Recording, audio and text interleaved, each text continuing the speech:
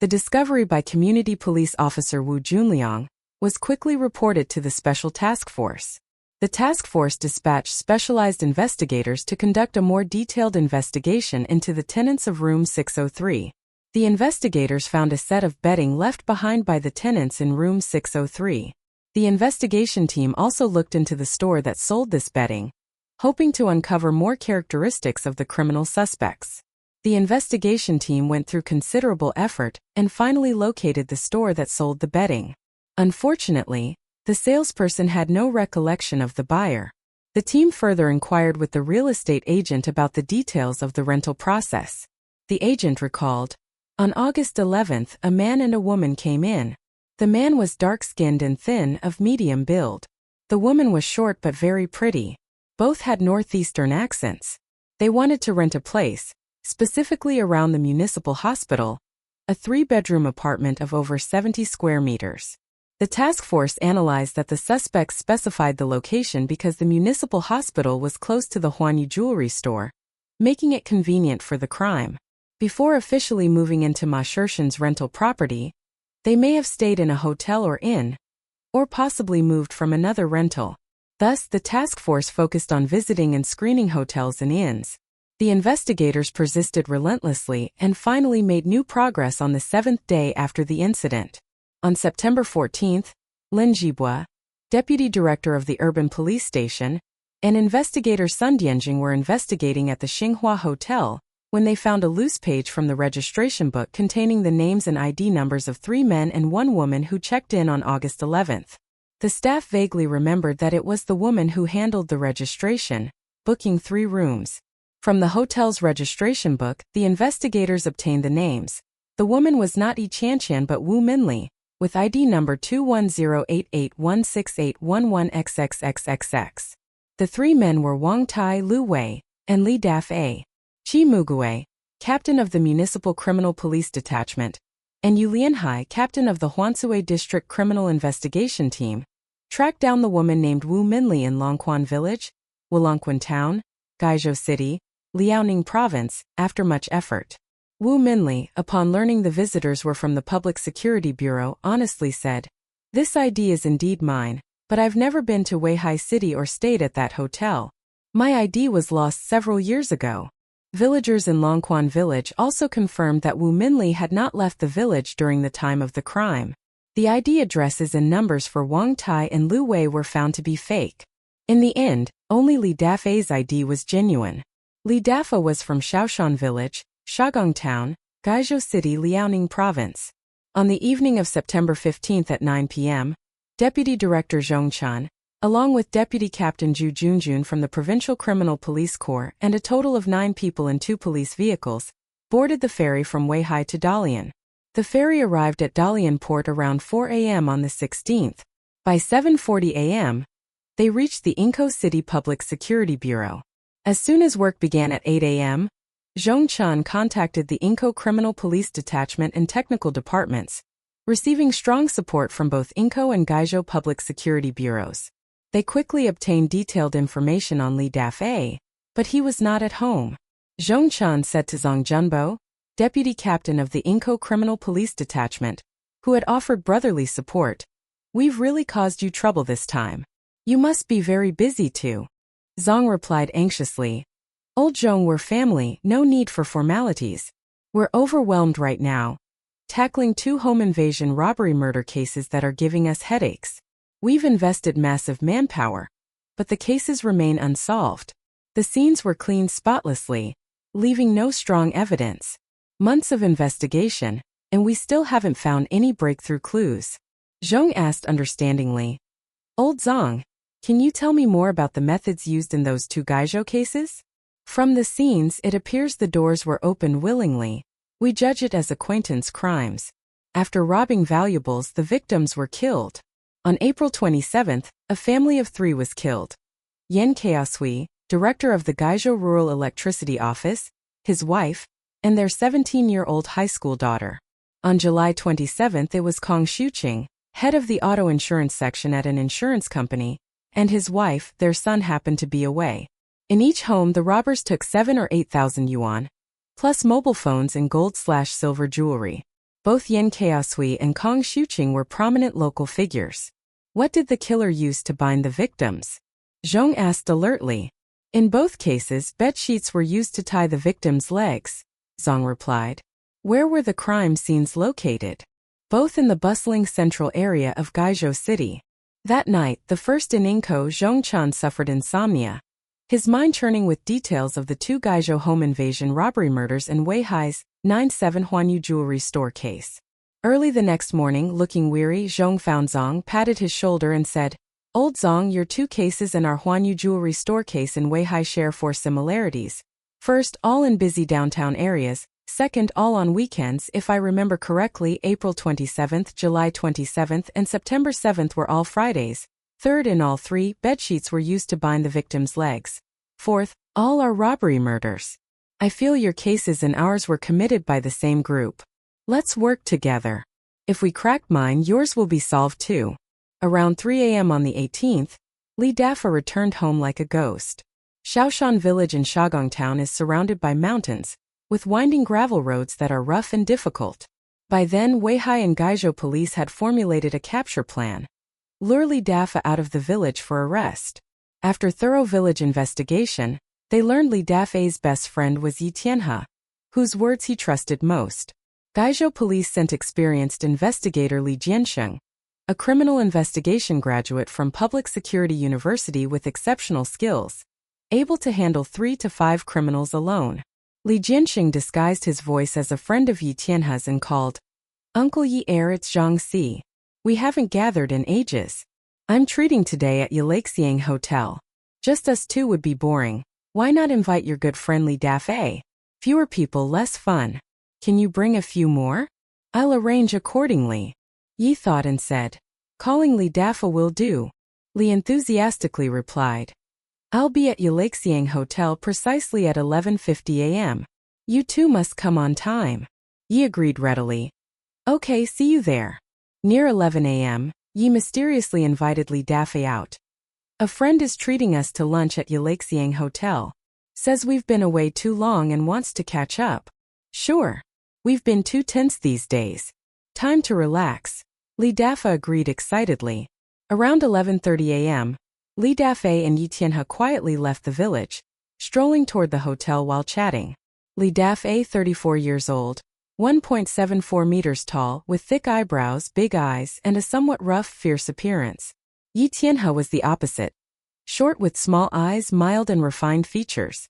Dressed in a neat suit with polished shoes, his demeanor was nothing like a rural farmer. Basking in the sunlight, both appeared radiant and in high spirits, laughing and talking along the way.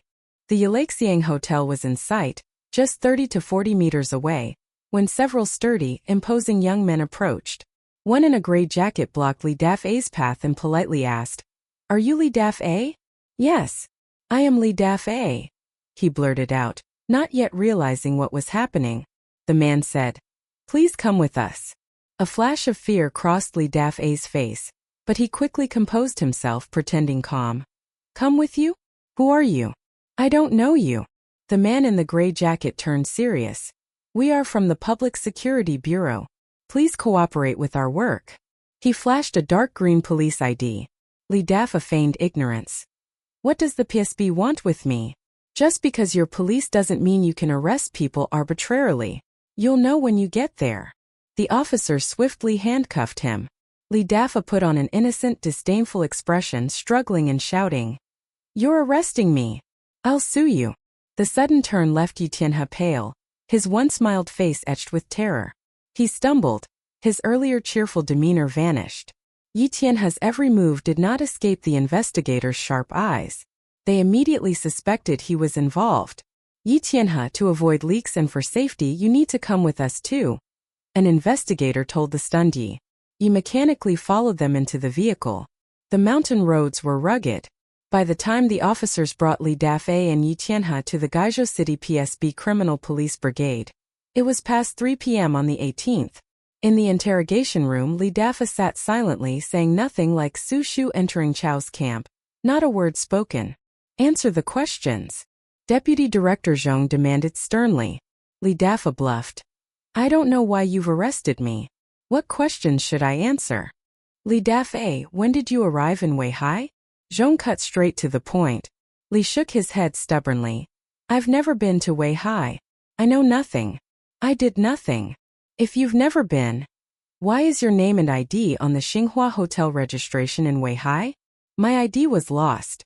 Maybe someone used it to check in. You're police, why arrest me without checking first? How should I know? Li Dafa quibbled, then fell silent. Zhong said word by word. We came from Weihai. Why target you specifically and not others? You know why in your heart. Li Dafei's face turned ashen, his fleshy cheeks twitching, his bulging eyes darting before he clamped his mouth shut. Time passed minute by minute. The interrogators spoke until their mouths were dry, but Li Dafa stared blankly out the window, seemingly unfazed. At 3 a.m. on September 19th, after persistent efforts, Li Dafa finally spoke. I did go to Weihai, but only for a few days before returning. I didn't do it, it has nothing to do with me. It was Yi Tianhe and his group. Who are they? The interrogators pressed. Li immediately stopped talking. In another room, Yi Tianhe was no pushover. He blinked his cunning small eyes rhythmically, muttering, finding me is useless. Anyway, I know nothing. The white-haired Yi Tianhe, usually articulate and dignified, was now panicked and incoherent. Under continued questioning, Yi inadvertently confessed, I didn't do it, it was Li Dafei and his group. Who are they? I didn't participate, how would I know? Then how do you know it was Li Dafei? Yi fell silent. At 4:50 a.m. on the 20th, Li Dafa suddenly stood and rushed madly toward the floor-to-ceiling glass window. It happened too suddenly. The 4 officers guarding him froze momentarily before chasing. Investigator Zhou Kai grabbed Li's belt tightly to pull him back, but the massive force nearly dragged Zhou down too. Let go fast, someone shouted. Zhou instinctively released one hand but gripped the window frame with the other, avoiding falling with Li Dafei. In the adjacent room discussing the case, Zhong heard the crash of shattering glass and thought, disaster, something happened. Rushing in and looking down, he saw Li Dafa motionless on the first-floor platform. Zhong's first thought, it's over. The lead is broken. If Li dies, his accomplices will flee with the loot, ruining our plan. Everyone's heart sank, staring at the still body. Seconds later, a miracle. Li Dafei's leg twitched. His leg moved. He's not dead, someone yelled. He's alive. Rush him to the hospital. Zhong shouted, hope renewed. Gaizhou police called a fire truck. Captain Xian Jianye and investigator Lu Zhongcheng roped up, lifted Li from the platform and sent him for emergency care. Zhong earnestly told the doctors, you must do everything to save his life. Has he been saved? Zhong asked anxiously upon entering the ER. The doctor said, we did a full examination. Aside from arm cuts from glass, he's unharmed. No broken bones, no internal damage. Under treatment, Li Dafa regained consciousness, drenched in sweat as if waking from a nightmare. Zhong could hardly believe a fall from the 5th floor left him unscathed. He told Zhang Zhihao, look at his spirit, is this his last gasp? While he's lucid, pry open his mouth and get his confession. Amazingly, Li was fine. He had landed on wooden racks on the platform, providing a buffer that prevented instant death. Why did you do that? Deputy Captain Zhang asked calmly by his bedside. Li weakly said, we have a gentleman's agreement. If caught, never betray accomplices, end your own life. The others pool 100,000 to 200,000 yuan to support the family. When did you arrive in Weihai? August 11th. Having failed to die, Li Dafei's attitude shifted 180 degrees. Describe in detail the robbery of Weihai's Huanyu jewelry store. Worried about further incidents, Zhang hurried to the point. Li calmly said, I admit it. I died once, you saved me. My life is yours. Ask and I'll tell the truth. Then he revealed the gang leader, Hao Zhensai. Speaking of Hao Zhensai, he was once a successful businessman, somewhat known in Gaizhou. Second of 3 brothers, people called him Hao Lauer. His father, Hao Zhengtang, was shrewd in business management. Eager to pass his wisdom to his sons, he used savings to fund factories for each, hoping they'd all become millionaires.